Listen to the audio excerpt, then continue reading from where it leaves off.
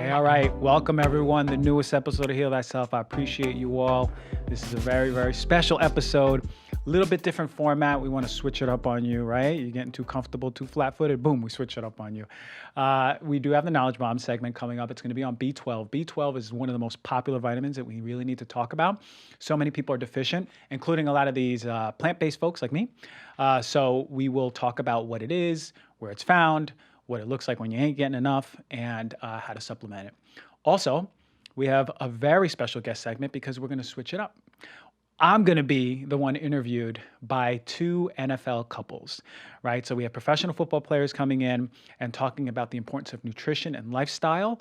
And they have a lot of questions that are really going to align with both of us. You don't got to be an NFL player to listen to this. It's for everyone. All right, without further ado, let's get to this B12 convo.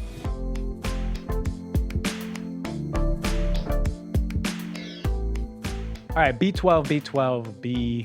This is one of the most popular vitamins out there, right?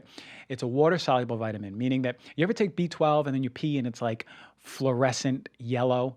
It's so that you urinate it out. And I really felt called to talk about this because so many folks have been asking about B12, and I know you all heard about it. And I don't really like dedicating a show just on one micronutrient, but this is a really, really important one for us, right? Because the deficiencies can cause long-term damage. So the recommended daily intake is 2.4 micrograms per day. Again, this is one of the most important vitamins across the board because it's active in so many cellular reactions in our body from head to toe. So it's really important when it comes to our blood health, right? Red blood cell health, super, super important. Nervous system health, how's your brain working? How are your nerves working, right? Even our genetic health, our genes are so dependent on this little old vitamin, all right? So it's expansive because, like I said, it touches on many systems in the body. Now, for the most part, it's found in animal foods, right? So probably the most important and well-known vitamin for us vegans is B12 because we don't eat animals, right? But it's not necessarily even made by animals, nor is it made by plants, as we know. It's actually made by bacteria. Bacteria in the soil or bacteria in the gut of those animals are the ones that are producing the B12, right? So it's all over the world, these bacteria that really are giving us the B12. The thing is, sanitization techniques, right, which, cleanse our food, of course, gets rid of all the pathogenic bacteria that can make us really sick, like cholera, but also gets rid of that bacteria that makes us B12. That makes B12. That's why we can't be having it from plants, or we don't get it from plants. So it's almost exclusively in animals, although you could find it in fortified foods like nutritional yeast, cereals, and some plant-based milks. So really important for everyone listening to understand, what does the deficiency of B12 feel like? What does it sound like, okay? So it needs to be addressed pretty quick because as you progress along the line or the spectrum of deficiency in B12, it can cause long-term damage, right? So when I became a vegan in 2009, it took 2 years of me not even supplementing B12 because I didn't really do it right in the beginning, that I started feeling the symptoms of a B12 deficiency. So the nice thing is you can correct it pretty fast. So earlier I mentioned blood health, really important. You can develop this type of anemia called macrocytic anemia. Now, all anemias are not due to iron, right? Macrocytic anemia is when your red blood cells are puffed up, right? Larger than normal. And for me, this is what I had, macrocytic anemia. And you need B12 to make red blood cells. And you need red blood cells to give proper oxygenation to your tissues, right? So naturally what we see is these symptoms starting to progress when they're poorly oxygenated, right? These tissues are poorly oxygenated. What are the symptoms? Well, major fatigue. That's what I had. I had some muscle weakness, major fatigue, shortness of breath, weak nails, ain't getting enough oxygen in the nails, poor focus and concentration. Of course, your brain's not getting enough oxygen. Pale skin and lips. Again, not enough blood, not enough oxygen. Tongue won't be necessarily pale. It actually has a characteristic beefy red color to it and texture. Vision changes, mood changes, numbness and tingling of the hands and feet. Remember I talked about the nervous system, right? Really important. If you're having this neuropathy type symptoms, right? Numbness, tingling, hands, feet, pay really close attention because you might be just deficient in B12. And then one of the major ones is fast heartbeat, right? The body compensates with the heart beating really fast to send out more blood to the body. So who are the folks at risk? Strict vegans for sure. those who have disrupted absorption in the stomach, right? Because B12 is absorbed in the stomach. So if you have really poor stomach acid being created in your stomach, that's a problem, right? But also it could be because of autoimmune disease to those cells that create that stomach acid, or even folks who had stomach surgery, right? Elderly, how about that? They tend to have lower production of stomach acid. Folks who are on antacids that are reducing the stomach acid, right? The amount of stomach acid. PPIs, right? Proton pump inhibitors, did a show on that, talked about how it affects stomach acid.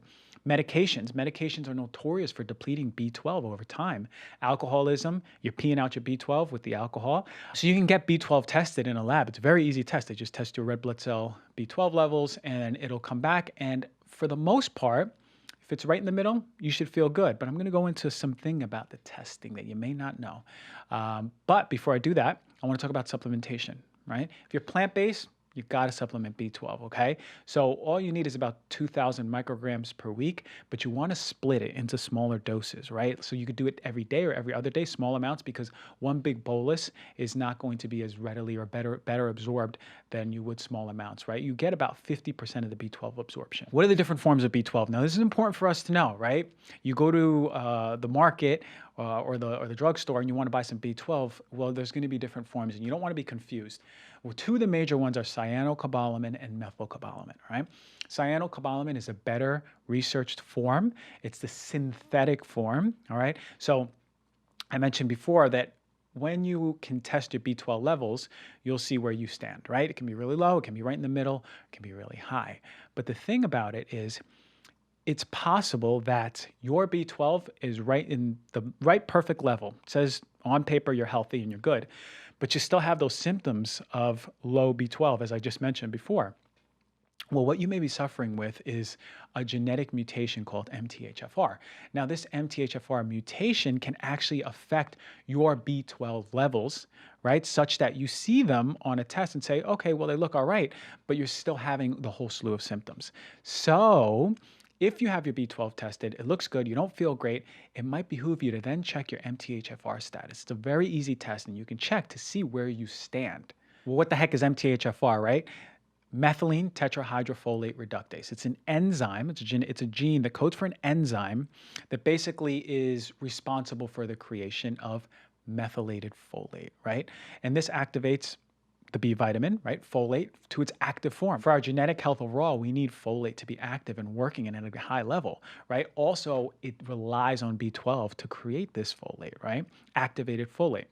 Now, genetic mutation, the MTHFR mutation, will hinder this enzyme from working. So now you're not creating enough folate in the body, which is another B vitamin, and now you're compromising your DNA, and then your cycle's messed up, right? Because if you're not breaking down folate properly, what's happening is you're building up something called homocysteine, right? So here's what you do. You can get your B12 levels checked, but you can also check homocysteine, right? So if your B12 levels are low and your homocysteine is high, that's going to lead us practitioners to be like, oh no, they may have a genetic mutation, MTHFR, which is more expansive and there's more implications down the line. But if your homocysteine is high, it's ain't good. It's no good, right? Because this can build up and cause a lot of issues in the heart, in the brain, and all over the body, right? So conversely, folks with MTHFR gene mutations tend to have normal B12, as I mentioned, but they can still have the symptoms. So it's really important that if your doc says your B12 is perfect,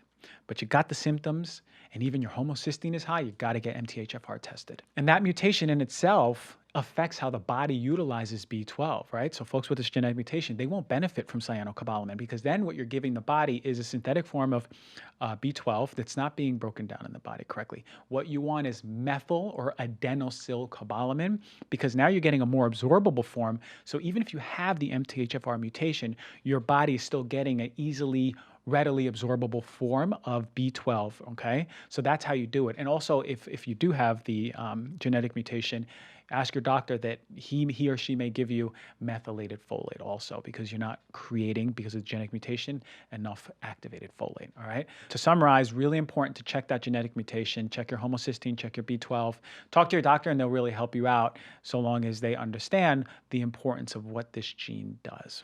Okay, very easy. B12, now we know. Even if you're not vegan, you should get your B12 levels checked right? Because there can be other reasons why it's low. Get your B12 levels checked. Super important vitamin. As you see, it's implicated in every system, and that's B12. So without further ado, why don't we just jump into these conversations? I've been really looking forward to get these professional athletes on here, listen to what their significant others have to say about nutrition. I think you'll really enjoy it. So joining us today will be two NFL pros and their significant others. First, we have Mike Burton from the New Orleans Saints and his partner Kirsten, and from the Los Angeles Rams, Sebastian Joseph-Day and his partner Rachel. Both of them are going to put together some nutrition and lifestyle questions. Regardless if you're an athlete or not, you're going to want to listen because it's going to be really important stuff, how we can bring in healthier nutrition, healthier lifestyle into home. So check it out.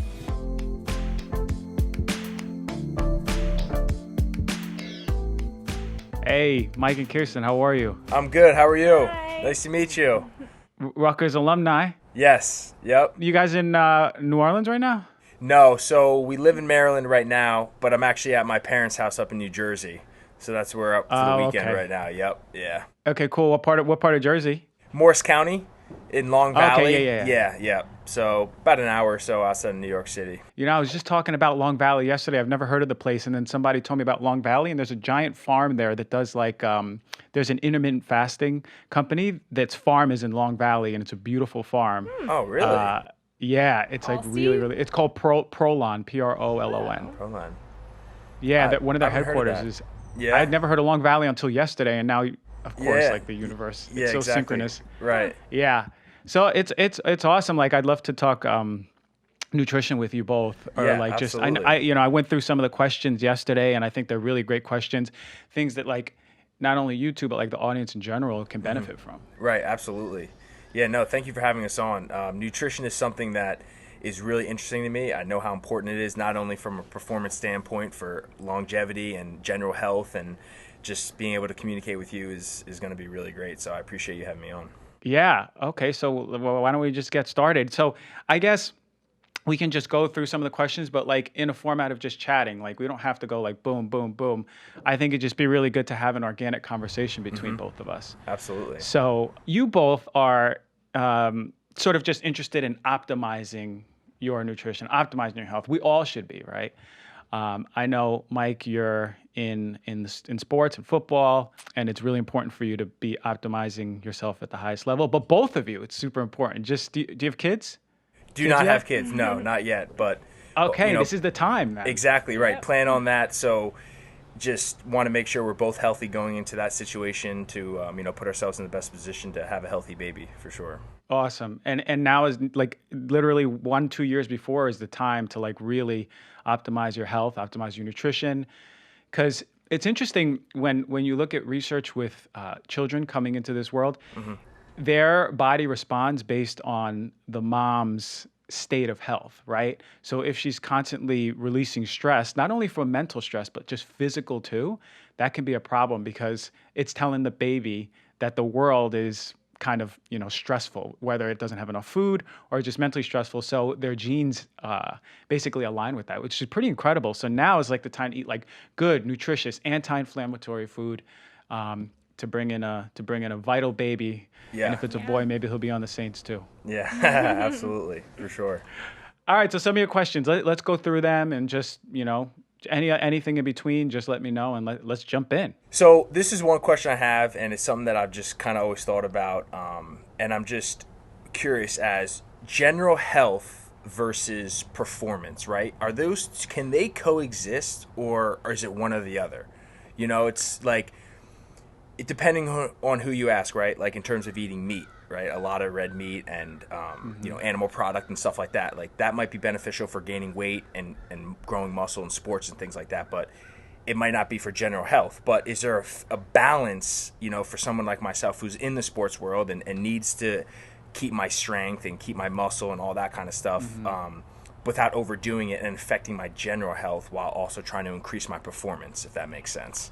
Yeah, that was one of my favorite questions of all because it leaks into everyone, not just athletes, right? But they're not mutually exclusive, right? Health optimization, whether or not you're lifting weights and running around all day, or just jogging up the road and that's part of your routine, or just hitting the gym every now and then, it's still optimization of what you are eating, right? So you had mentioned like the big difference is caloric intake, right? You're burning a ton of calories, so you need more of those nutritionally dense foods, Right. right? High in macronutrients, and but as a basis, what I say is understanding the importance of a variety of plants, right? Fruits and vegetables, and the key is the color, right? If you can't just eat greens all day and go, I've eaten vegetables all day, but eating greens, red, orange, blue, violets, all of those yellows, those are going to be what is going to help optimize peak performance. And when we talk about peak performance, we're talking about also recovery. This is a part that people don't pay close attention to, right? I mean, maybe in your world, but out here, where we go to the gym, we go, I'm going to eat, work out for the gym, but we don't think about, the 24 hours after or 48 hours after. So what is really helping us with that recovery is the abundance of fruits and vegetables, because those phytonutrients are sort of signaling the body to reduce inflammation. So I think the big difference is making sure that if you are athletic and performing, it's caloric intake. So just eating more of those healthy foods, right? It's person to person too. I'm not here to say, get off of this completely and now you're going to be healthy. It doesn't work that way. There's a lot of bioindividuality for folks, right? And I believe that comes from geographic ancestry. Sure. Right. So me, equatorial, I can handle carbs way better than a Scandinavian can. You see what I mean? But you got to understand what works for your body, right? If you're recovering the fastest, if you're eating this and you're doing well, I think they're not mutually exclusive. They're actually hand in hand. Optimization rather than just general health, optimization and performance. Right. Okay. So I guess with that, are you for animal protein or against it? I am open for people who do well with it. I don't want to be dogmatic. I personally don't eat animal protein. Okay. At all. I am a believer that you can get everything you want from plants, right? Except B12. And that's a whole nother story. And actually this show before this interview is on B12. So we'll talk about that more. But animal protein is abundant in bioavailable nutrients. It's an easy source of nutrients. You got to do a little bit more work if you're eating plant-based, fully plant-based, for sure. And it has to be more intentional. It has to be well thought out, especially if you're an athlete, right? We had Bastian eating some vegan food, and he was maintaining his weight, but he needs to eat a lot more than the average person. Yeah, exactly. The guy's 300 pounds, Yeah. Mm-hmm. Or 295. I can't say 300. Yeah, exactly. Yeah. Yeah. So I just think, I really think it's important to understand, if you have a basis of variety of fruits and vegetables, that your plate is 80% that, right? And then everything else is accommodating that, whether it's no animal protein or if your body works very well, it's bioavailable for you and it's easy for you and you recover well, okay. But there's some folks like me, I don't do well with animal protein at all. Like my joints hurt, my muscles hurt, even if it's high quality. So I listen to my body more than I do trends. Right. You get what I'm saying? Yeah, absolutely. Okay, so I guess with that, it's so individual based, right? So for you, just that animal product that might work for you, but it may work for me. So would you recommend like getting a blood test to receive, that the answers back to like what certain foods might be good for me specifically, or can you kind of give me some general anti-inflammatory foods to stay away from in terms of recovery? That's a good question. Yes, there are tests out there where you can actually look at your micronutrients, right? You can see not only if you're getting the adequate amount of micronutrients, vitamins, and minerals, but also how your body's absorbing them, also how your body's absorbing fats, proteins, carbohydrates, which is so important, right? Especially when it comes to performance for all of us. I mean, this is a test that I do for everyone every year, but especially if you're in any athletics, it's really important to see how your body's absorbing and digesting these nutrients. It also really important is to see if your body is accommodating that animal protein well. There's some folks where they tend to be more sensitive to the inflammatory properties of the animal protein, right? Especially, and I know that one of your questions was going to be on conventional animal protein versus grass-fed. It's a very different fatty acid profile. The conventional, really high in omega-6, partially or mostly due to the feed that they're given, right? They're given really crappy grains, right? So a lot of soy, that's translating into the tissue. The tissue that people are eating, that's translating into higher inflammatory properties. So quality for anyone who chooses to eat animal protein, period, is the highest. If I eat animal protein, it would only be the highest quality because that translates to less inflammation than it would if you eat conventional. Okay. Awesome. Is that quality meaning like organic and buying like straight from a farm, or like how are you defining Exactly. quality? Yeah. Okay. So like Quality, yeah, even it's a good organic, question. like USDA organic from a typical grocery store. I mean, that's still not as great as quality as going to a farm, maybe having them butcher it right for you there, and then you taking it home with you, because it skips that process of going to the grocery store and getting packaged and adding preservatives to keep it, going, bad and stuff. So you would I asked that about the market versus straight from a farm, and I'm sure you would recommend produce as well. Like find a nearby local farm that is an organic farm, and probably purchase all of your produce and animal product from that farm. Yeah. So what I tell my clients, for again, produce or animal protein is important to have a relationship with a local farmer. I mean, just think about eating kale that's been at Whole Foods for 2 weeks or a week versus like, I know you've all eaten from a garden. Most people have. And it's next level. You're like, wow, this is the best salad I've ever eaten. It tastes so vital because it's so. So I would, if I ate animal protein, I would be much more. I'd be much more liable to have a relationship Yeah. really close with someone near me, to make sure that I know what the standards that these animals were raised in, because it's deplorable what you see in conventional farming. And just from a compassionate standpoint, it's horrible. These animals are stressed. These animals are sick. They're some of the sickest of the sick, poorly fed, and then that is all translating into what's on a plate. And I do think one of the one of the major issues with the standard American diet is the conventional meat, and that conventional meat is translating. I think the major amounts of disease that are connected are really connected to a lot of the stuff that we're getting from that crap. So yeah, of course, I do recommend having a relationship.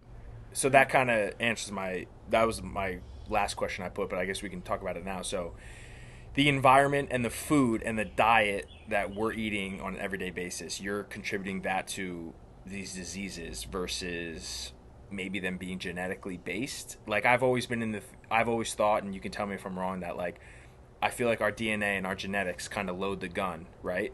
And our diet kind of pulls the trigger on it. Like, does that make sense? Like, are we hurting ourselves by just how we're eating and what like people have available to that's just not good stuff? Or would you say it's really genetic based? Yeah, that's a great question. And here's why, because you're alluding to epigenetics, right?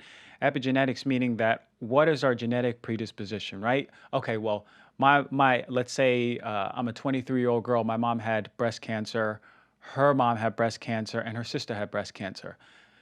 Does it mean that I am in the books going to get breast cancer in my life? Absolutely not. But as you said, is the gun is loaded, but it's your epigenetic decisions. Now, epigenetics is basically outside of us. What are the influences, both internal, which is like mindset and stress, because that it's not just diet, it's mindset, it's Right. stress, Absolutely. but it's also outside of us, right? So it's like, what are we putting in our mouth? What are we exposed to? We don't think about exposures at home, exposures at work, right? Chemical exposures. Those are all, they play into like the analogy I give is a cup, right? And let's say both of you are given a cup when you're born, right? Based on your genetics. And that cup can be a different size. Let's say you have one cup that is like 8 ounces, but you have one that's 16 ounces, right? And that can hold a lot of water. And that water is symbolic of stresses, right? Poor diet throughout your life, environmental toxins, constant stress, right? The size of that cup is based on genetics. When that cup overflows, we see the manifestation of disease, right? So all of a sudden, you're more resilient towards the same environmental stressors, towards the same diet that you guys eat for 20 years, but disease manifests for one of you rather than the other. So the most important thing is, how do we optimize our health? So this is why interventions in our 20s and 30s are so important when we get older, because we're filling the cup from when we're born. You get what I mean? guess one major factor that even makes the cup smaller, besides genetics, is stress. So stress, constant stress is going to make that cup smaller, period. It doesn't matter your genetics. So I think thinking in that analogy is like, all right, we're resilient. We're given this opportunity to fill up a cup really nicely, or fill up a cup and make sure it doesn't overflow. And the way we keep it from overflowing is that healthy lifestyle, nutrition, right? Making sure abundance of plants, as I mentioned, exercise, stress, breathing, meditation, whatever it is that you're moving. That is like the formula to make sure that cup is never overflowing. Do you know the importance of, could you just touch on sleep? Like, I know it's very important. I believe that's probably one of the pillars, right, to having a healthy lifestyle. nutrition, sleep, stress, like that would be a foundation piece, wouldn't it? Would be sleep. And if you believe in that, do you recommend, again, it's probably based on the individual, but do you recommend a certain amount of hours to try to get per night? Well, I'll ask you too. How do you sleep, both of you, and how many hours would you say you sleep? So, I try to get between 9 and 10 hours every night. That's me. I feel recovered just after the working out, and I understand the importance of being able to go the next day and work out and feel recovered. So for me, it's at least 9 to 10, and we're pretty much on the same sleep schedule. So for both of us, that's kind of pretty much what it is. You too, 9 and 10. Oh, it's really good. He's a little bit heavier sleeper, so he sleeps probably more I probably through the sleep night. better, but we certainly get in bed at a time to get between 9 and 10 for sure. But I'm maybe on a little bit of a better sleep schedule than her, but it just we give ourselves that opportunity to do so. We try to best we can, like, put our phones away as well, to help fall asleep faster and stuff like that. So I just know from a recovery standpoint, like sleep, I can tell the difference between 7 or 8 hours versus 9.5, 10. 100%. Yeah. So sleep is a pillar foundation to health. Pillar. I am huge on sleep. I've had the best sleep doctor in the world, Dr. Michael Bruce, on this show speaking about sleep. Now, what he stands by is genetically, we're not all made to sleep the same amount of hours or the same time. Because you ever hear folks who wake up and they go, man, I'm up at 5 a.m. I feel great. I'm drinking coffee. I'm already have 3 workouts in by the time it's 8, And then there's folks who are up to like 1 a.m., 2 a.m. They're like drawing, painting. There's different archetypes for these things. And he talks about that in his book, Dr. Michael Bruce. But really the foundational stuff for sleep is this. Are you setting yourself up to fall asleep and stay asleep, right? There's many disruptors of both. So if you're having trouble falling asleep, you have to address that. And if you have trouble staying asleep, why? Sleep is so important when it comes to recovery. We know that. Immune system. So when we're sleeping, those cancer cells that are growing are breaking down and being attacked by our immune system, right?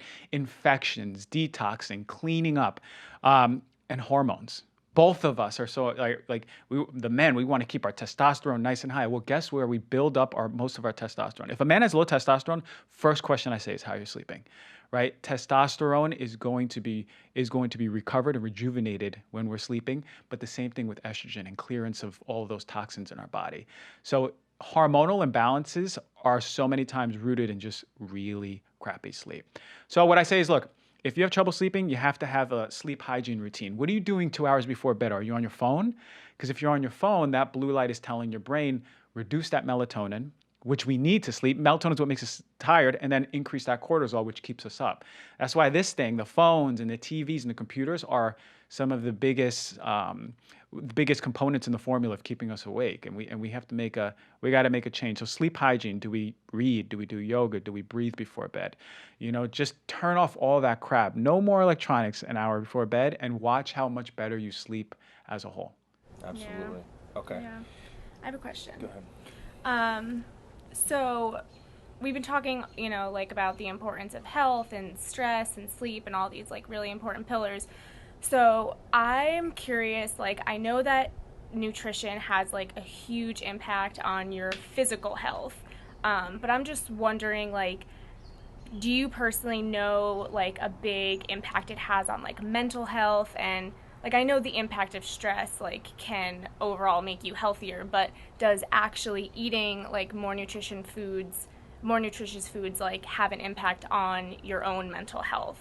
You know what I mean? Like kind of Yeah. like a Oh, reverse yeah, it's a great relationship. question. Yes, I love that question, and I'll address it from three standpoints. If you're having a majority anti or inflammatory food diet, that inflammatory food is going to one increase cortisol in your body. Your body's going to go, oh damn it, like again, some more of this food. That increase in cortisol is going to increase brain inflammation. Well, the increase in brain inflammation is now going to predispose you to not only long-term diseases like cognitive issues, but also things like just mood disorders, depression, anxiety, just from eating. On top of that, these foods deplete really important vitamins and minerals that you need in your brain chemistry, right? B vitamins, so important for brain health, right? Magnesium, those are being depleted because your body's utilizing those to break down all that crappy food. So that's just from that standpoint. But then one of my favorite standpoints is the connection between the brain and the gut, right? They talk. There's an axis of communication. Well, what do those crappy foods do? They start stressing, causing inflammation, causing a fire in our gut. When we feed our body, and this is why I'm such a proponent of eating so many plants, is because the fiber component. By utilizing that fiber component and giving it to our gut, that's so important because now we're giving those bugs, the bacteria in our stomach and our digestive system, we're giving them food. And when they eat, they celebrate and they thank us by breaking it down. And the byproducts of breakdown are going to be nutritious and healthy for us, right? For our immune system, but also it's telling the brain, thank you, reduce inflammation, here's some food for the brain.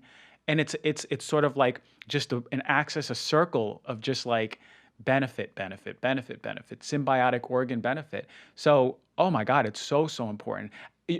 Anyone who's suffering from depression, anxiety, mood disorders, the first intervention you say is like, let's just clean up your diet. Before you even pay $1,000 every other week to someone to talk to you about it, let's just clean up and do an anti-inflammatory diet, right? And it's next level for me what it does for the mental health. So it sounds like anti-inflammatory is like this very common theme, like bringing all of this together.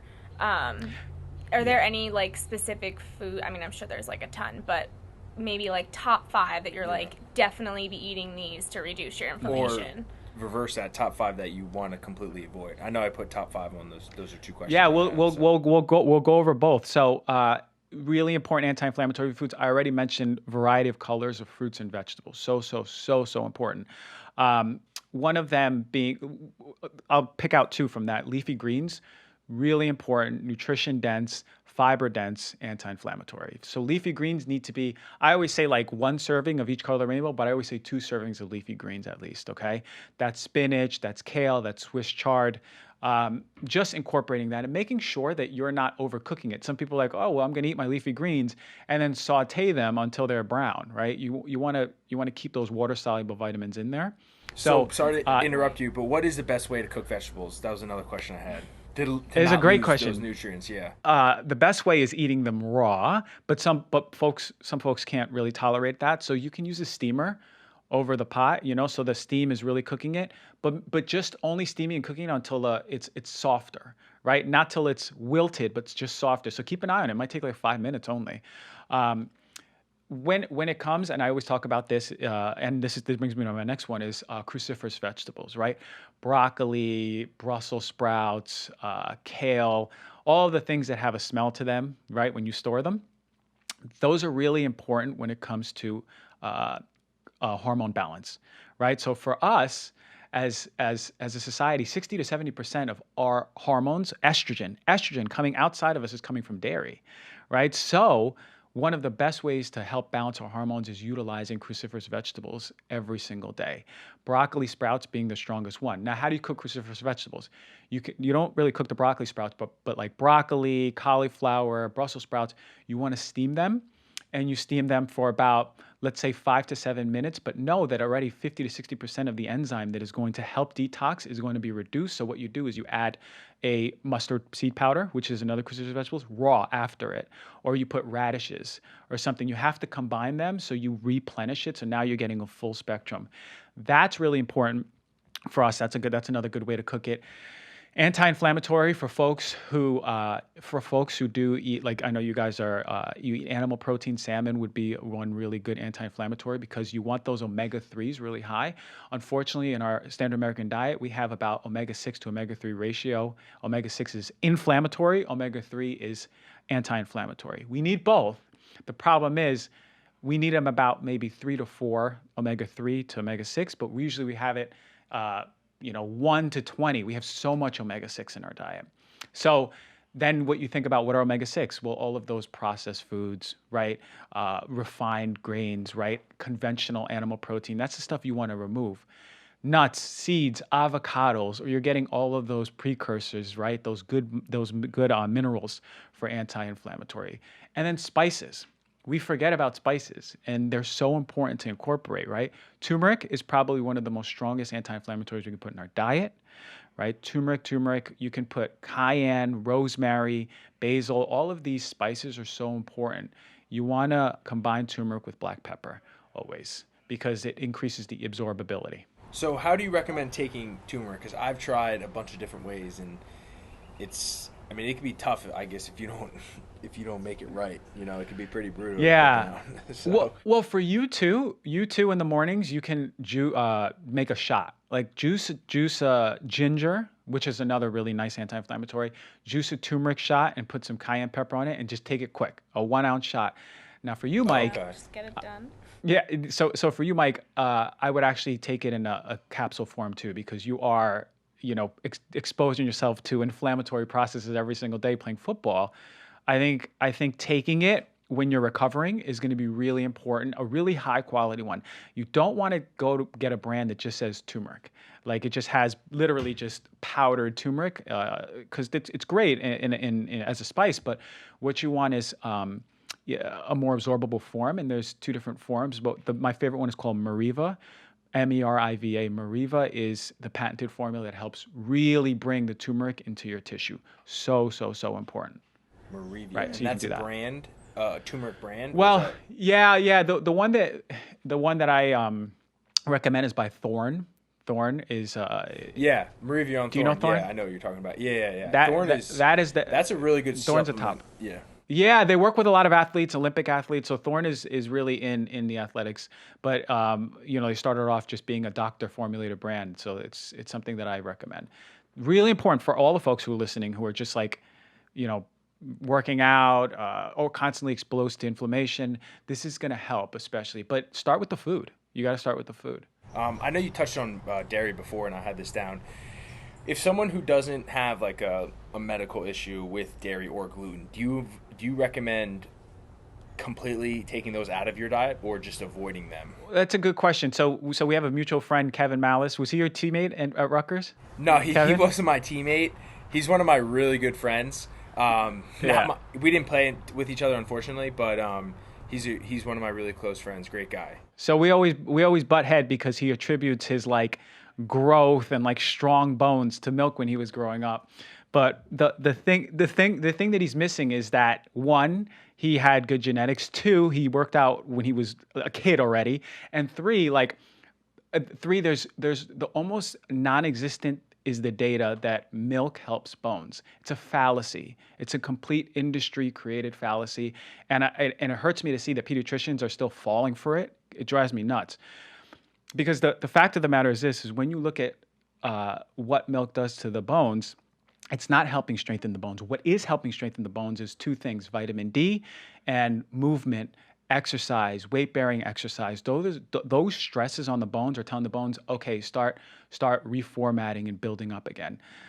Unfortunately, it's not gonna be coming majority from milk. The thing about milk is it has protein, lactose. It's got some fats in it that can help development. It also has inflammatory proteins. It also has environmental toxins. It has antibiotics. It has exogenous hormones outside of us. Remember I said 60 to 70% of estrogen is coming from cheese and milk, right? So for us, it's like, do we want to have our kids' hormones being imbalanced and our hormones? So for folks who don't have issues with milk, I would actually say stop doing it for 2-3 weeks and see if see if you truly don't feel that you have any issues. Because what happens, you might go, you know what? I didn't think I had issues with my stomach, but I kind of feel better getting off of the milk and the cheese, right? Nowadays, there are plant-based milks out there that are, I mean, like let's say organic soy milk, which doesn't disrupt your estrogen. I did a whole thing on that. It's not going to affect your hormones. Has a profile very similar and protein profile very similar. And I saw that I believe it was the organic milk that you said swap out for the oat milk. Yeah, your last post, I saw that too. Yeah, it's a good oat milk. You asked about gluten. Yeah, I like to use that for my shake. Yeah, and I asked about gluten too, by the way. Yeah, okay, so real quick, the oat milk, I went over a few. Milk is a really good one, better than Oatly. So for people who are listening, I think they're already familiar with how I preach that. Now, gluten is interesting because about 15, maybe even 20% of us have something called non-celiac gluten sensitivity, meaning that you don't have to have celiac disease to be affected by gluten, right? So again, this is sort of like in line with dairy. You could say, listen, I eat wheat, I eat barley, I eat rye, I eat things with gluten in them. I'm completely fine. But just see if maybe 2 to 3 weeks off of it, you start feeling better. Maybe your skin clears up, right? Maybe your joints feel better, right? Maybe your stomach feels better. So maybe you have less brain fog, you're more focused. It's hard. Sometimes these things are like indolent. You just don't really know how they're affecting you because they're not outright blatantly affecting you. So I always say, just try it out. It's worth it because there's right now at this point where we are in the food industry, there's so many alternatives that it's not like, whoa, I'm cutting something out where I can't add something else in. Yeah, right. Exactly. Yep. Or just reducing it, it and seeing how you feel. Okay. What is your take? Like, what are your daily vitamins that you are like, these are your musts? I know you just mentioned vitamin D, right? So do you recommend a vitamin D supplement? What about like a fish oil or probiotic or like? Yeah, I love that question. So I always say, just as a reminder to people, like supplements they're supplementing your diet. Right, so you can't eat a crappy diet and have the best, most expensive supplements. They're not going to balance it out, right? It's and the better diet you have, the better the supplements are working. So for me, as a vegan, I do take B12 every other day or so. B vitamins are really important because we are utilizing them a lot, especially in athletic performance. So I use something called liposomal B vitamins right under the tongue. The one I use is by Quicksilver. Really, really good one. Another thing I use by Quicksilver is, and I have no affiliation, glutathione. Glutathione's a must, especially when it comes to the state of what's going on in the world. It's one of the #1 nutrients for protecting our respiratory health, but also detoxification in the liver. Glutathione is the master antioxidant. So for all of us, just by virtue of us being exposed to things in this world, glutathione is so, so important. I take it in the liposomal form under my tongue every day. Those are already like major, major ones for me. Sometimes I'll take a multivitamin, like if I know if like I'm on vacation, I'm not going to be like eating the variety that I eat, sometimes I'll have the multivitamin on me. And then I will take sometimes an anti-inflammatory because I am pretty active. So I'll take like the Mariva, the Mariva turmeric brand, or bromelain, which is from pineapple core. That's really important, anti-inflammatory. I try not to go crazy with the supplements. Oh, and I will mention medicinal mushrooms. I take the Life Cycle brand. There's reishi, shiitake, lion's mane, cordyceps, and chaga. All important when it comes to our overall health. I love medicinal mushrooms. The chaga protects us from radiation, shiitake for hair, skin, and nails, reishi is for the immunity, and lion's mane, which is probably my favorite one that I take before every single show, is going to help with focus and brain regeneration. Lion's mane is on fire. It's actually my favorite of any medicinal mushroom. So that's sort of like what my cupboard every day looks like. But it kind of switches up, just how I'm feeling. I gotcha. Cool. Yeah. So you guys, and you both can benefit from just like, I know you both are active. You both can benefit from just utilizing some really good supplements in your life. This is very interesting to me, and I could keep going forever. So hopefully we can get back on. But you answered a lot of my questions, so I really appreciate it. But if anything pops up, I'll reach back out to you. We'll do a part 2 for all the other questions for folks. And I really hope that it could help all our viewers too. They can maybe identify with you too and just, want to do better. I loved all the questions. Thank you both. Thank you both for joining.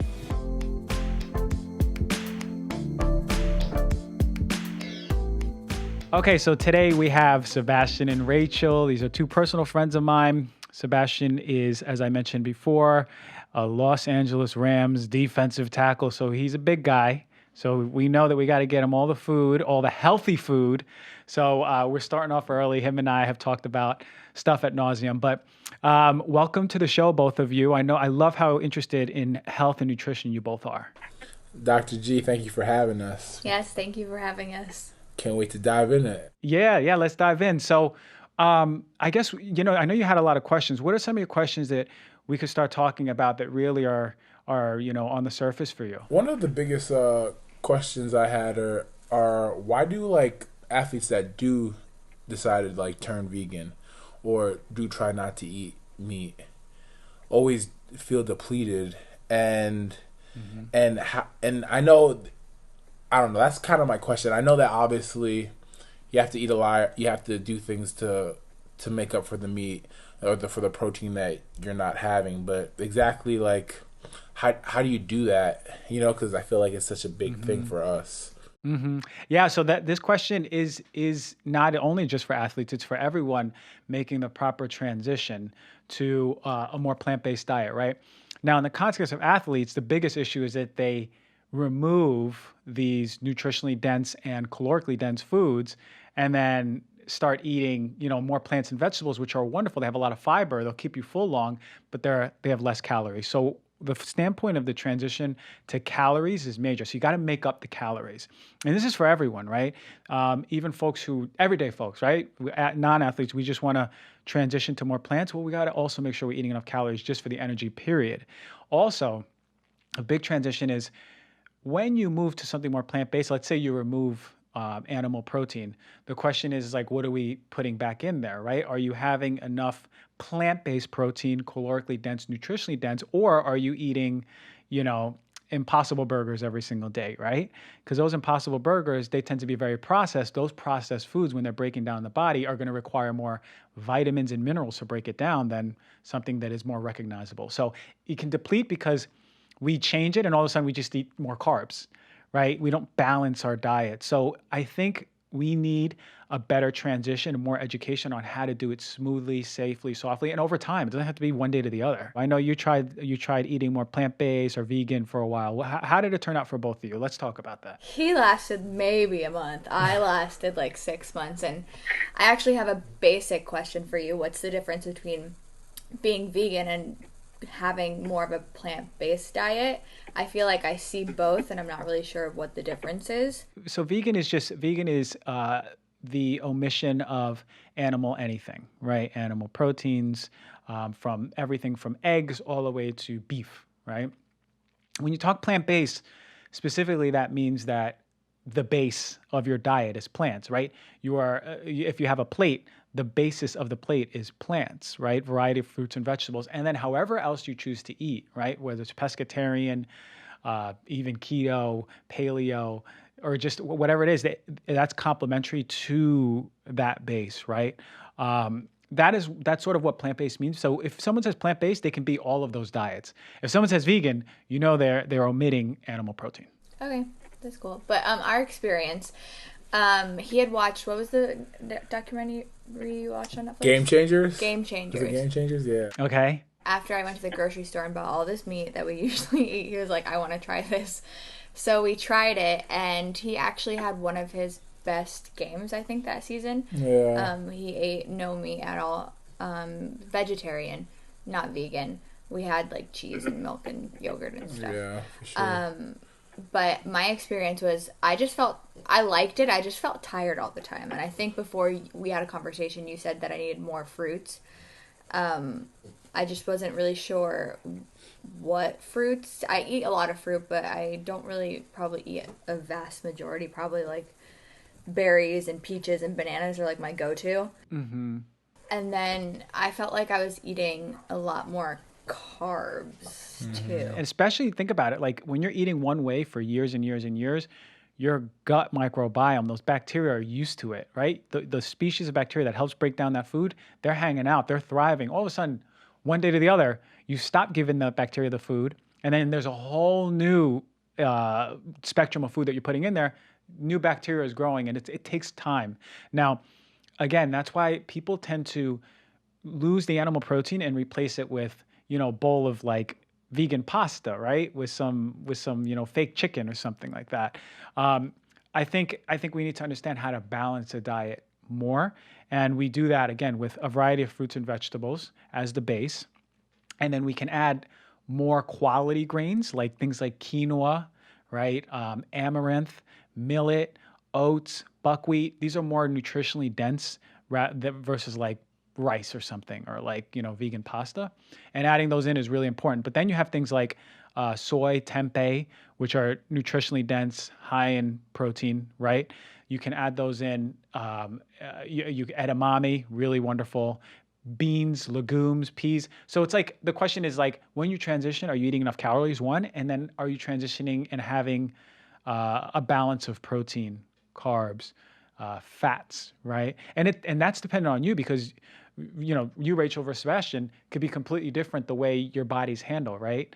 You, Sebastian, you may be able, we are, you and me, we have our genealogy coming from like the equator, right? So we tend to, on paper, tolerate carbs much better than Rachel. You were from Austria? Yeah, I'm Austrian and Polish. Yeah. Right. So it may be that the way that you handle fat may be a little bit better than me and Bastian, because we're more like equatorial folks, right? So we got to think about that. Everyone's different, So many aspects go into it. Yeah, I never thought about that. But then you listen to your body. It's just listening to your body. It's just a matter of like, even forget all that. How do I feel when I eat? Okay, how about if I remove this and start adding in more of, you see what I mean? Like we just got to be very in tune with our body. I know you are, Sebastian, because you work out, you're playing football all the time. Oh my God, my leg is not feeling good today.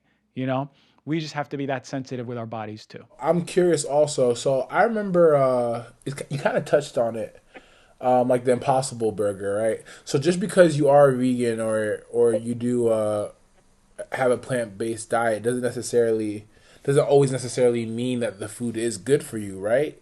Because obviously there could be some preservatives and stuff like that. Can you go into that a little bit? Yeah. So the rule of thumb I always use is like, what's the majority of your diet? Like, what's 90% of your eating during the week? 7 days a week, what's 90% of your meals? And is that whole food plant-based versus just, vegan? Whole food plant-based, to me, tells me that you're eating whole foods in their whole form, right? You're eating kale, cauliflower, broccoli. You're eating those grains like quinoa or some beans or something like that, tempeh. Now I know that you're eating in the whole food forms. Impossible Burgers, Beyond Burgers are not whole foods, right? They're more processed foods. Versus like, let's say I come over to your house and we make black bean burgers, right? With whole foods. That's different, right? Those are whole food black bean burgers. But Impossible Burgers, there's a lot of synthetic things in there. And unfortunately, our bodies aren't really made to eat like that. So some of us suffer and some of us are really sensitive. Some of us are not. I just think that it's not an excuse when you eat vegan or plant-based to start eating Impossible Burgers every day. Start eating fake chicken, fake fish sticks. You see what I mean? Those are the people who are like, I feel like crap, man. I tried vegan. It didn't work. You didn't try vegan. You tried like, junk food vegan versus a whole food plant-based diet. No, it's interesting though. Yeah, for sure. I make a great black bean burger. She does make a really good black bean burger. Okay, so we're going there for 4th of July, black bean burgers, your house. Sounds good. It's lit. What advice do you have? Because I'm also gluten-free, so I felt like that was also really hard. Not at home, obviously, but when I went out, I felt like it was super hard to find something in a restaurant that fit, whether it was vegetarian or vegan and gluten-free. So I don't know, what are your favorite places around LA area that maybe would fit both? Yeah, we have the luxury of being in LA. A lot of listeners and viewers are not in LA, but over here you can find most places here, restaurants, whether or not it's vegan restaurant, will accommodate gluten-free because people with celiac disease should be able to go out to eat. And most places accommodate for that. I know Sage out here is a really good one. Butcher's Daughter, Cafe Gratitude. There's a Pura Vida, which is an Italian food that is strictly all gluten-free, all vegan. That's where we have to go. It is just like, yeah, the viewers and listeners, if you are out here in LA and you like Italian food, Pura Vida, Puravida. Pure Life. That's a spot. And I think you both should go on a date night there. You would both enjoy it a lot. Definitely. Yeah, it can be hard. I understand because I don't necessarily eat gluten at all. If it's there, I'll eat it. But I have my effects is that it peels my hands. I get a rash on my hands and it peels the next day, and my stomach hurts. I'm very sensitive to it. Yeah, I don't have celiac disease, but I'm super sensitive to gluten. What are your favorite things to make at home, like gluten-free? Yeah, so I use all of those, like all of those foods that I had mentioned, like for example, like for breakfast, right? I have quinoa, and I can make like a quinoa porridge, right? With berries, nuts, seeds, right? Like some pumpkin seeds, hemp seeds, coconut milk or almond milk, you know what I mean? And it'll be like an oatmeal for me. That like gets my day going, right? Because it'll keep you full for a while. You're getting enough fiber, you're getting enough protein, right? And you're getting minerals in the pumpkin seeds and the hemp seeds. So that's one of my favorite dishes. I mean, look, I'm not a big cook, so that's like the extent of what I'm going to be cooking. No gourmet food when you hang out with me, but yeah, really good stuff. But I know Rachel, you do a lot of cooking, so just there's some really good books out there too. There's a How Not to Die recipe cookbook. Michael Greger's book. There's a lot of vegan meals in there. And even I heard the Medical Medium's recipe book it's all vegan too. Really good, delicious meals too. So 2 good resources for anyone looking to incorporate more vegan recipes. What are the core values, or not core values, or like, actually, let me rephrase this question as a whole. Who found veganism, right? And, or if that's even a word, who found the vegan diet, right? Who founded it? And then the second question with that is, what are, like, I guess obviously the building blocks are not eating any meat, poultry, or dairy, right? Fish, eggs, any animal, anything that's coming from animal. Anything that's coming from an animal, okay. Yeah, so the basic tenets of like is just health, compassion, longevity, right? Like, I think a lot of what comes skewed in this vegan movement is how fired up and aggressive and impassioned a lot of vegans can get because of the atrocities that happen to animals, which is rightfully so, right? It will strike a nerve if you watch videos of what happens, and I don't care who you are, we're all human beings, right? So it'll strike a nerve. Yeah, so I think it's based on the compassion part. I think that we can do better for educating people in a more holding a better space with empathy and being like, look, here's important things that maybe you may want to know, right? But I think forceful veganism is not going to work. Now, I don't know where it's rooted. I know it maybe, I think in the 50s or 40s, it was a branch from the vegetarian movement, but I didn't look into the history of it. But the basic tenets are like longevity, health, and compassion, right? Because all of those can be achieved through just incorporating more plants in your diet, right? And that's how I always talk. Like, I'm not a righteous vegan by any means, but I'm just certainly about helping people who want to try it out and maybe even stick with it. Because I know a lot of people who've reversed really, really bad diseases, right? Like diabetes, heart disease, just with adding in vegan diet. So it's pretty incredible what you see. Yeah, I remember you telling me about the reversing the diabetes and eating a lot of fruit. I remember we met those guys that wrote that book. I remember that day when we came in the studio. Yeah, that was awesome. Yeah. Yeah, so you're talking about Cyrus and Robbie mastering diabetes, who have been reversing diabetes and with 250 grams of carbs a day, which is completely that is the opposite of what we learn in school, right? You just got to stay away from carbs with diabetes. So it's possible. Look, nature knows better than any doctor. So we just got to hone in the power of nature, It's amazing. No, it's amazing. Yeah. So my last question is, what are some like superfruits or superfoods, right? That that people don't know about. I know pomegranate is like one of them. Acai is one of them. So what can you educate us more about, like superfruits or just superfoods in general, that, especially for me as an athlete, professional athlete, that I could use to even help me with my health? Mm-hmm. Yeah, and guess what? It's not only gonna be for you; it's gonna be for everyone, right? So one of the first ones, man, matcha. All of us should be taking, if we can handle in matcha, we should be taking matcha, because it's potent in antioxidants, but it's potent in one called EGCG. EGCG is super therapeutic antioxidants, protects, antioxidants are basically, they're stopping those oxidants in our body from really poor food, from the sun, from stress, from damaging our DNA, right? So, and damaging DNA affects us in many different ways, not only cancer, but also, it ages us. The reason we age is because of oxidation in our skin.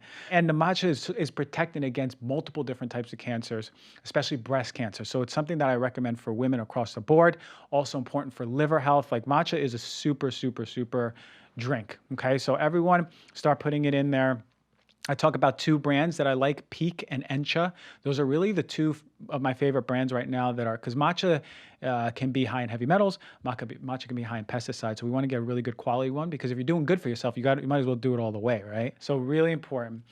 I do like pickled foods, like in jars, like pickled carrots, pickled jicama. So you have a dose of prebiotic and probiotic food. So you can buy them at Whole Foods in the refrigerator section. You have the glass jars, and you keep in your refrigerator. You take a tablespoon with the liquid and, let's say, the carrot or whatever else is in there, like pickled broccoli, pickles, and that's going to be really a superfood for your gut. Right, superfood for your gut, and you'll smell it too. You open it up, you'll smell it. It's strong, but that means it's food for the digestive system. You're not only getting prebiotics but probiotics too. Love them. That's two things already. We got to start taking turmeric and ginger. That combination, especially for you as an athlete, dude. You got to be juicing this. This is what I was telling Mike. You got to juice it into a 1 ounce shot, 2 ounce shot every day. Take the shot, put some cayenne pepper, take the shot, and then do that before and after workouts, right? Actually do it around after workouts, so then you can recover, about 2 hours after workout, so you can recover. You want that inflammation for all the athletes out there. You want inflammation after a workout, right? You want your body to have that low level, low grade inflammation, but then wait 2 hours or so and then take a shot of that, so then you can help your body repair and recover too. That's going to be really good. Or after game day. Take it the morning after game day, take a nice, really strong bunch of ginger, a bunch of turmeric. That's a soup. Those are two really, really nice superfoods. You mentioned pomegranate, wonderful. Like anything high in vitamin C is, for me, a superfood, because what vitamin C does, protects our skin from the sun, helps our liver, immunity. And I talk about the sun because the sun can really, I think there's a fallacy, and I did a whole show on the fallacy of the sun. The sun, yes, can give us skin cancer, but only when the internal environment is crap, right? So we protect ourselves from the sun by having high dose of antioxidants, right? This is why I'm telling you, vitamin C is one of the most protectant nutrients that we can have to protect us from the sun. Couple that with some matcha, man, you are on fire. Hey. You get what I mean? Those are my superfoods right now. There's a lot more, pumpkin seeds are amazing. Walnuts are amazing. Like put these into your diet every single day. I like maca, not matcha, maca, M-A-C-A. It's a Peruvian root vegetable, and they ground it up into a powder. Really good for hormones. That is like, yeah, for all the athletes out there, you want to have matcha the morning of a workout, or maca the morning of a workout, maca the morning of a game day. That is like nature's not only aphrodisiac, but nature's like energizer right there. Okay. So would he All right. like a cup of tea, or or you just eat it? I put it in the smoothie. So actually what I do a little secret recipe. I haven't told anyone. I put a little bit of the matcha. I put almond milk, and then I'll put like a tablespoon, sometimes when I'm getting crazy, 2 tablespoons of maca. Then I'll put it in the Vitamix, and then I'll drink it, or whatever blender, and I'll drink it, and then I'm set. That is my morning like drink before I even like eat breakfast. I'm not a coffee guy, because the thing is, it's like matcha has a lot of caffeine, but it's coupled with L-theanine. That L-theanine will keep it more calming, and you'll have less of the jitter and less of the buzz. So really important. Matcha is a form of green tea, right? Yeah, matcha's, it's green tea, but it's more potent. You can think about it that way, right? So what like 4 or 5 cups of green tea is, that's the amount of antioxidants you're getting in matcha. I'll have to try that. Oh yeah, you got to start it up. And medicinal mushrooms, right? Like reishi, shiitake, lion's mane, cordyceps, those are all really, really important for just overall health, breast health, and immunity. These are superfoods. There's so many superfoods. Dope. That's awesome. That's awesome. I love a question, and we didn't even go over that. You asked what are certain foods that we must stay away from that we think are good for us? Oh yeah. Another question. Yeah. So yeah, what are the certain foods that we think that humans think are good that actually aren't, that they, like has a fallacy on it? Yeah. So I was talking to Mike about dairy. And how we believe that this is the best for our bones from as soon as we have kids all the way till we're teenagers, and Kevin, our mutual friend too. He's like, we argue all the time because he said he's so strong because he drank milk. I said, man, you're so strong because your dad was a beast and because you work out since you were 7 years old, right? So, but I think dairy would be one of the first ones that it's like, sure, you can get nutrition from it. You're going to get fat-soluble vitamins. It's amazing. But you're also getting antibiotics, right? You're also getting inflammatory proteins in there, right? You're also getting 60 to 70% of the estrogen that we intake as men and women in the milk, right? So it's like, why would you want to, especially as an athlete, mess up with your testosterone too? So yogurts like those like in the early 90s, we wanted fat-free, and it was huge. Like, so everybody was reaching for those yogurts, right? But those yogurts tend to have, well, they're conventional dairy, and then they have sugar in it, right? They're high in sugar. That's, you know which ones I'm talking about, like Dannon, like all of the yogurts that we can get. Protein bars, protein powders, they're not all created equal. A lot of these protein bars have a lot of fillers, a lot of really poor ingredients, right? The ones in GNC, I promise you across the board are going to be crap, right? So rather like the ones in Whole Foods, then you're going to start getting better quality ones. I put some more stuff like the fat-free movement, like fat-free cheese, fat-free butter, fat-free ice cream. What they do is, they reduce the fat, but they increase the sugar, right? So they make it palatable. So that's a little industry move that not a lot of people talk about. Fake meats I spoke about. Actually, some people, I wanted to talk about acai bowls because you mentioned acai, really good. But the problem is you go to a spot, they'll give you an acai bowl. What's in there, right? They have the acai, they have bananas, they put a bunch of peanut butter in it. They put blueberries, strawberries. You're getting like 80, 90 grams of sugar, right? Not that much fiber in a bowl, right? And it's great. It tastes great. But for me, when I get an acai bowl, I'll ask, make the base spinach and kale, right? So then you're getting the vegetables in there, you're getting the fiber in there, so your blood sugar is not spiking up. Pay attention after you eat an acai bowl that doesn't have any vegetables or fiber in it, how you feel about an hour later. You're going to crash. And that's because you had a blood sugar spike from the acai bowl, okay? That is like, it's sort of like in the movement of health, but it's not super healthy. Some more like I told granola bars, granola and trail mix. Obviously, trail mix, they got M&Ms in there, and you don't want that anyway. But still, like the granola, even granola, a lot of them are really high in sugar. They put different inflammatory oils. So go to Whole Foods, get some better quality ones. And then like the gluten-free vegan snacks. We know that like a lot of these gluten-free vegan snacks, they're just high in carbs. They're not processed, but they're just high in carbs and high in sugar. So these are some of the things that we may think, or even like the juices. When you go get a juice at a supermarket, pre-made juices, that's super high in sugar, and they're not even using organic vegetables or organic fruits. So those are some of the ones that I wanted to mention. I love that question that you wanted to know. I'm also curious, are you not a fan of coffee? No. So I am personally sensitive to coffee. So I don't have it, but I am a fan of coffee. I did a whole show on the benefits of coffee. It's been shown to help heart health, prevent against different cancers. The thing is, it's got to be pure. It's got to be clean coffee. So I always tell people, go back to the episode, listen to the ones that are the best. I think Purity coffee was the best one that I found. But at this point, maybe since the show, there's been better ones out there. But I just say don't get it. Coffee shouldn't be drank because you need to get your day started. Coffee should be drank as a ritual. Like you're calm, you're good, you have energy already. The body reacts differently to coffee when you're in that state versus like I'm exhausted, I need my coffee, which is how a lot of people drink it, right? I'm not a coffee. I'm not a coffee drinker. And he's not a fan of it. I'm not a fan of it. I think it's just weird that like I'm the type of person that like I don't want to rely on something, you know what I mean, or like exactly. So that's just kind of the way I am. But obviously, like she's a fan of it. She loves it. But he always questions it. Well, try the matcha. The matcha and the maca. And maca. You like that mix. And when the success happens this season, I know who to thank. You know what I mean? You just remember who you fly out to the Super Bowl first class. That's going to be me. First class, first I got row. you. When I go to the Pro Bowl, Super Bowl, I got you, boss. I got you. All right, I'm going to hold you to that. Thank you guys for so much for coming on the show, man. I appreciate you both. Awesome talking to you. Awesome. Your interest in nutrition is so encouraging, and the enthusiasm behind it is beautiful. I really appreciate that. Oh, Thank Dr. you for Z. having us. We learned a lot, and I'm definitely going to try the matcha. Yes, thank you, my man. Thank you for having us. It's always a pleasure. It's always a good time every time we link. And thank you for schooling us and teaching us some great things about our health today. It's an honor. Much love to you both. Thank you.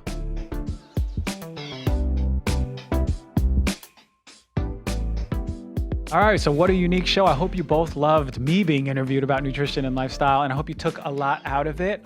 Some really good tips that I really wanted to share with you all, and they came through. So thanks for supporting the show, viewing, listening, subscribing, sharing, as always, and have a beautiful, beautiful, high vibration, love everyone type of week.